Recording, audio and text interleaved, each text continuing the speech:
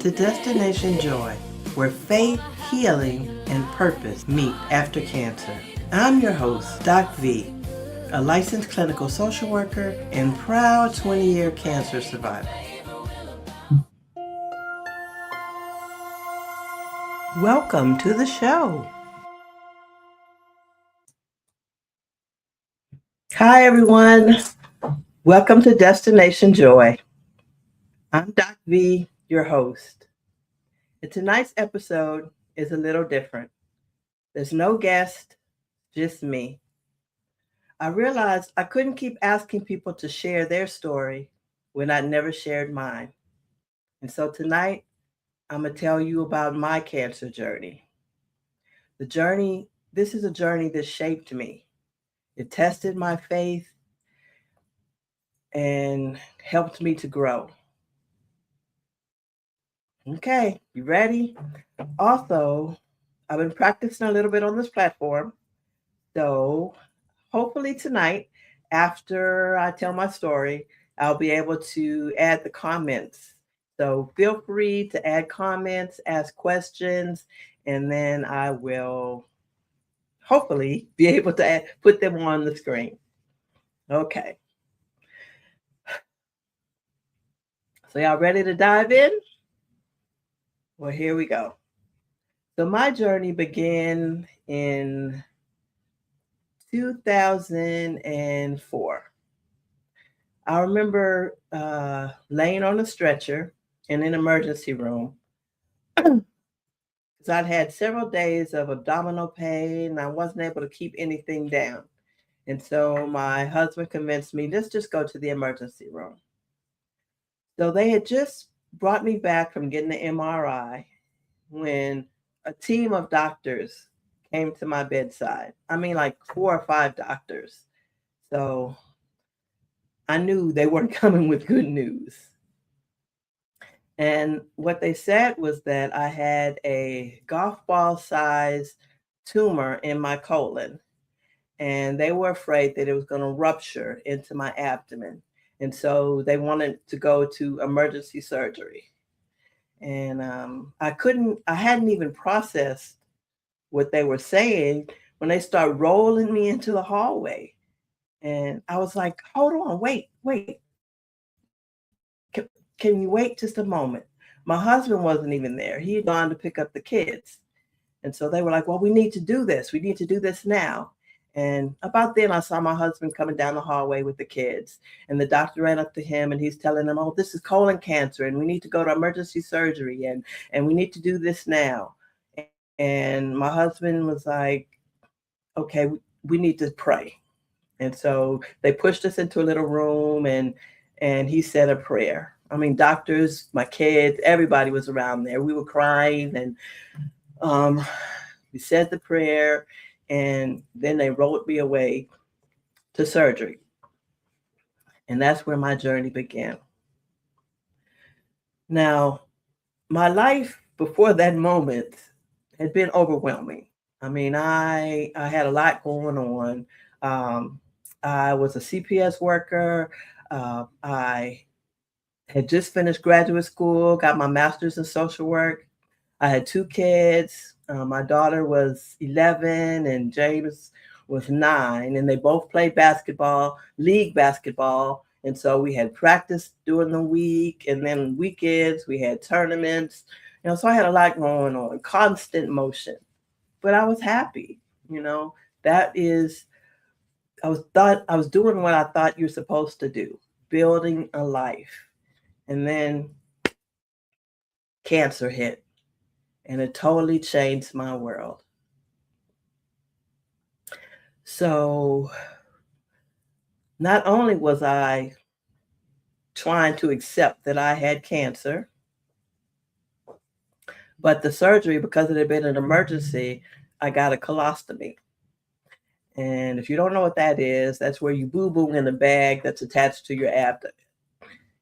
And that was a big adjustment. So I didn't want to leave the house. So I was really kind of isolated. So other than going to MD Anderson for my cancer treatment, I basically stayed home. but I was in treatment for about 18 months. So I had chemo, and then I had radiation, and then uh, surgery, and then more chemo. So it's not like I was homebound. I was at MD Anderson, seemed like every other day. Well, it was about, I had never gone back to work, because when I got sick, I went on FMLA and I'd never been back to work. And so I was at about the year mark, which I had so much PTO. And then because it was a catastrophic illness, they give you a sick leave pool.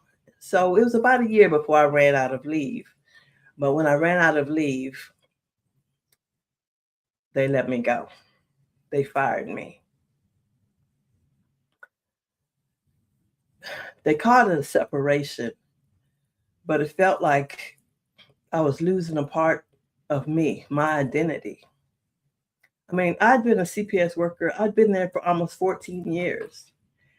And CPS is not it's not a 9 to 5 job. It's a lifestyle. You're working evenings, you're working weekends. It totally consumes you. So to be separated, as they say, called it, was hard. I remember my supervisor, she came to my house because I had to sign paperwork. And I remember closing the door when she left. It felt like closing a chapter in my life. And it was hard. And shortly after that, I'd gone to a doctor's appointment. And my oncologist said that, they saw some spots on my liver. And so she believed that the cancer had spread.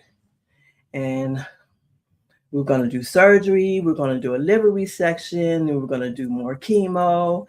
And, I was like, okay, sounds great. Let's do it. But that was the moment the doubt crept in.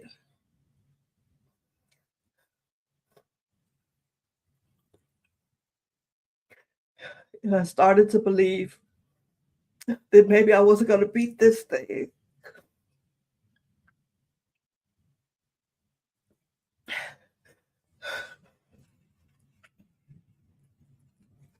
I wanted to hold out hope, but I remember going stopping to James Avery. I'm into James Avery, and so I went online to James Avery and I ordered a bracelet for my daughter, and I ordered a charm for her 16th birthday, sweet 16,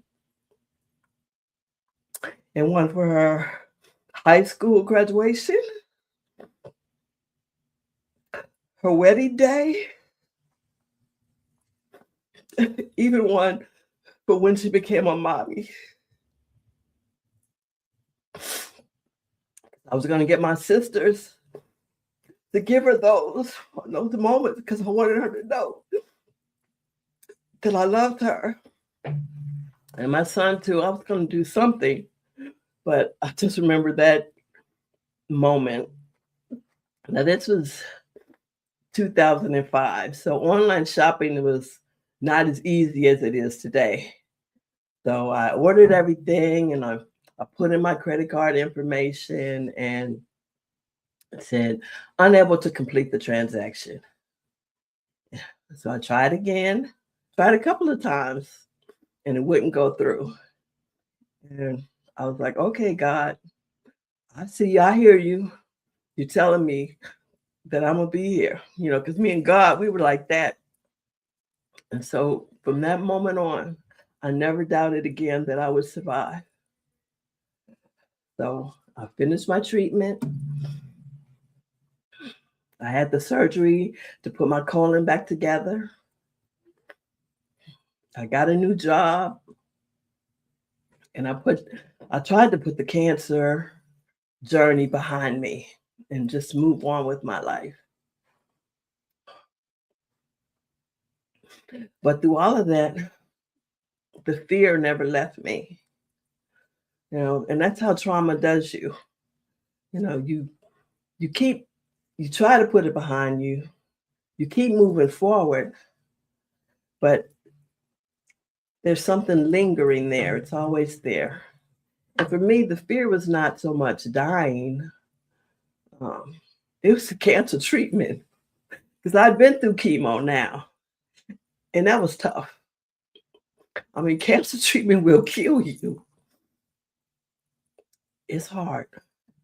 And so that's what I was afraid of.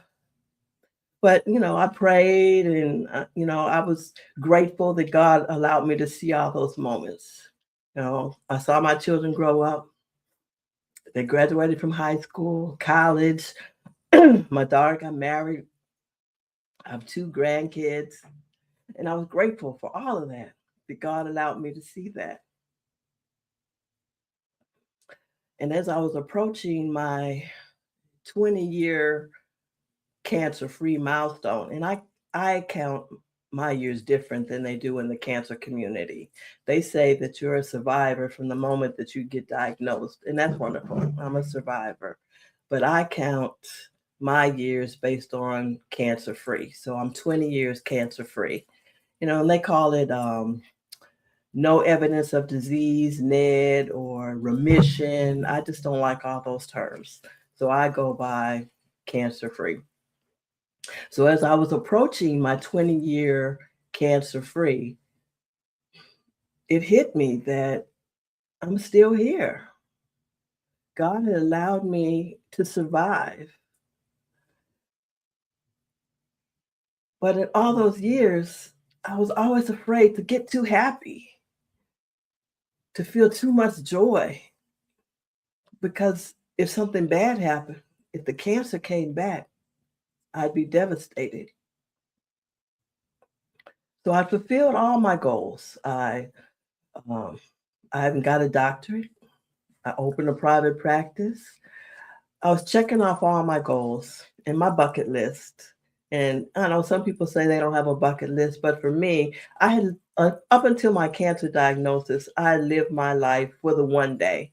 One day I'm gonna do this, and one day I'm gonna go to Africa, and one day. And so when you get cancer, there is no more one day. You start living in the moment. And so that was my bucket list. All those things that I wanted to do in this lifetime, I started checking off. Me and my sister, we did a half marathon. I did the MS 150. I traveled. There were so many things that I wanted to do that I've done. And I'm grateful for all of that, all of that. But I just didn't feel like I had fulfilled my purpose. I believe we all come to earth to fulfill some purpose. And that had been kind of my biggest fear when I got diagnosed, was that I haven't made a mark yet, God. I haven't done anything significant. So I went on I guess, spiritual journey. I started reading and meditating and getting closer to God. And I realized that in those 20 years, I had never felt joy. But once I surrendered to God and said, "Look, God, I'm still here. So what is my purpose? Show me what it is that I'm supposed to do before I leave this earth." And I believe my story, my gifts. I'm a licensed therapist. I've helped many people deal with problems. So I wanted to find a way to use all of that to fulfill my purpose. Now, starting the podcast was not my idea. I don't know. God started putting people into my life and opening doors that I never would have walked through. I'm not, this is totally out of my comfort zone. But as a therapist, I know it's important to process life experiences, to learn from them, to share them so that you can let them go and move on. And so the idea of a podcast came to me, and that is what we're doing now, Destination Joy. And so I hope that I'm sharing hope, inspiration. I hope that I'm helping others. I can't believe that, I survived for no reason. And so this is what I hope you get from this is that, live each moment, you know, tomorrow is not promised to anyone. I remember I watched something where Michelle Obama, she was talking about her mother, Marion Robinson. And, her mother was, I guess, at the end of her life. And she said, that went fast. And life does. It goes very fast. And each moment is special if you take advantage of it, if you live in the moment. My granddaughter, she always says, "Put down your phone, Gigi, and talk to me." And so that's what I do now. I want to connect with people. When I'm in the elevator and everybody's on their phone, my daughter says, "Don't be friendly," but I'm like, "Hey, how you doing? How's the day? Nice weather we're having." I talk to people. You don't know what people are going through. And those little moments could make all the difference. And so that's what I want people to learn to do. That's what I'm doing now. As a woman that has survived cancer, now I'm living my best life. I live fully. I have no regrets. I say what I want to say. I do what I want to do. And if the cancer comes back, it comes back. But this moment, this day, I lived my life. Okay. That's my story. All right, so let me see if I can read some of these comments. Um, Somebody says, "You are so strong. We love you." We love you, mommy. Absolutely, Dr. V. You are amazing. You go, Dr. V. It ain't coming back. Well, I pray that it's not coming back. But if it does, I'm okay with it because I'm living today. So that's my journey. And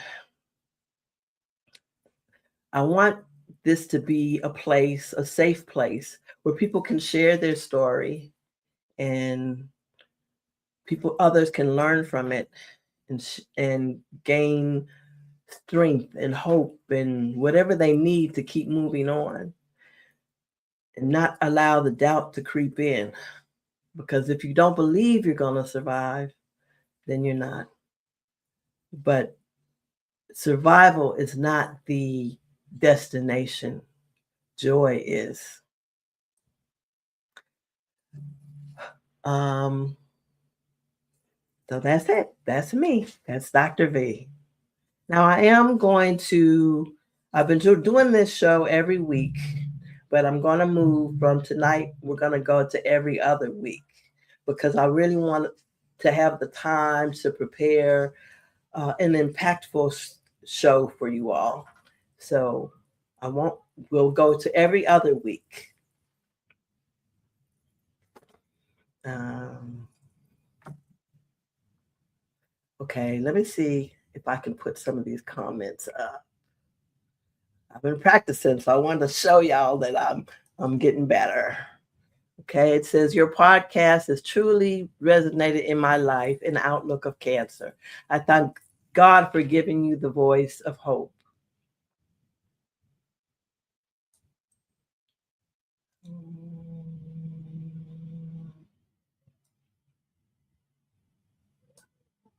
I just appreciate you all listening and supporting me in this endeavor. And I hope you'll keep coming back.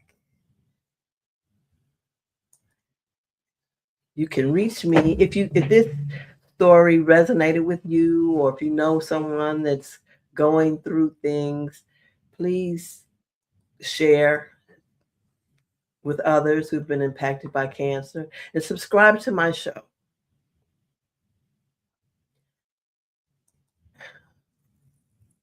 And join me on this journey to joy. You can reach me at YouTube, Destination Joy, Flourishing After Cancer. I am on Facebook as Destination Joy. Instagram is DocV2026. So reach out to me. If you have a story that you want to share, please contact me. I would love to have you on the show. All right, everybody. We made it through.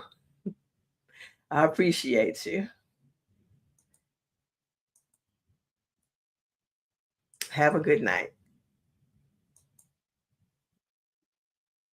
But it doesn't get to define your future. Your journey didn't end with survival. It's leading you somewhere greater, to joy. See you next episode.